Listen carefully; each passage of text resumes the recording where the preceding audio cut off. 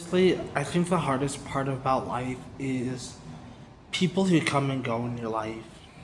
Like, there's times that I've met people and I've only known them briefly, and they did a lot for me in that brief time, or they meant a lot. Like, there was someone I met at on the bus on the way to a 21 Pilots film back in March, no, February, I don't remember, but anyways, I met them on the bus on my way there, and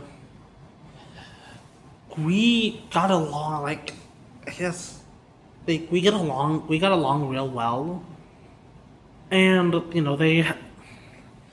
they left for California by the end of March, but honestly, I think, like, it would have been very different if I went into the movie by myself without anyone versus bumping into them. And even then, both of us were very introverted. Like on the bus, neither one of us said anything to each other.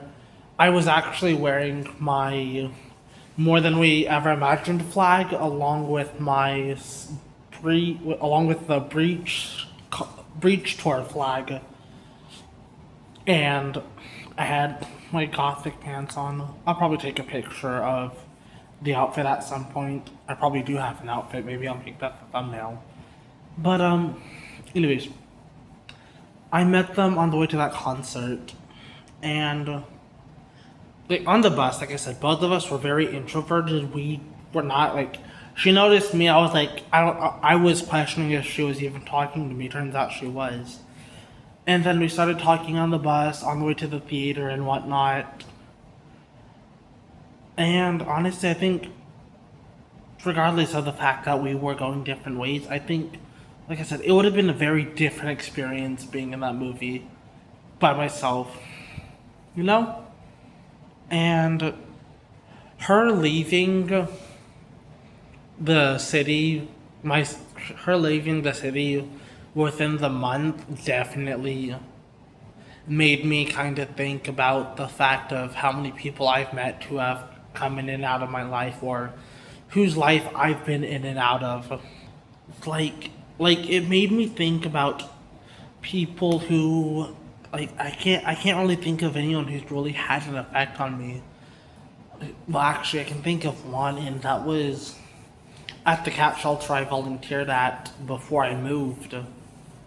Like I was constantly in a bad headspace before I moved. Like I was depressed all the time, and so I'd go to that cat shelter, and the people there always brightened my day because like we were all there for the cats. It didn't matter whatever either any of us believed in, and conversing with them was always nice.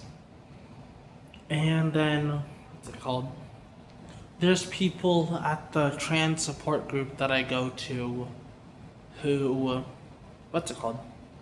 Like, a bunch of them there say that anytime that they kind of see me, I kind of brighten their day up. And so, like, it makes me think about who I might have bumped into, said hello, or whatever.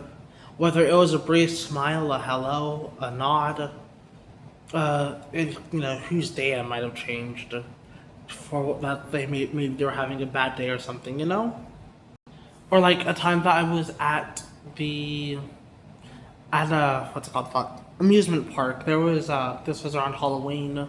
They do like Halloween stuff. There was a ride that I went on, and the operator would be like, oh, are you ready? And be like, fine, like, and say something along the lines of, "Oh wait, we gotta do," and then just press the button. Everybody would be screaming, but like, and that was like, I think that specific ride, like, I think that was the last one of the night or something. But those brief interactions with people mean a lot, You feel me? But at the end of the day, I guess I just try to be positive because there's so much negativity in the world, and it genuinely fucking sucks when there's so much hatred, there's so much malice, everyone's at each other's throats for one reason or another, that I try to be that light when nobody else is. But yeah, I guess at the end of the day, you should, I guess, being positive is the way to go about stuff. But I'll see y'all in the next one.